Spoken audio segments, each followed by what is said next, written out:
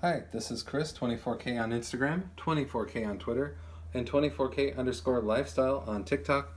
Today I'm showcasing the Baseus 65 watt desktop Powerstrip GaN 3 Pro charger. So you have this extremely thick cable here, which is excellent. Most chargers, GaN chargers or otherwise, plug into the wall and that's where you have it. This has a long cord, so you can put it on a desk where you need it. You have two 3-prong power plugs here, and then what you really like on the front is your two USB Type-C ports and two USB-A ports.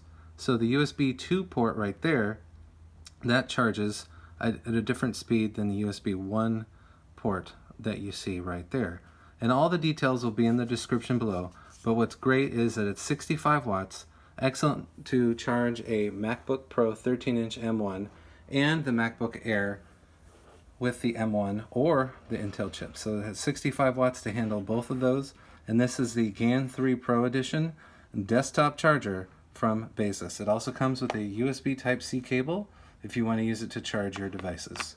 Please subscribe to the channel. We appreciate positive comments, and of course, thumbs up.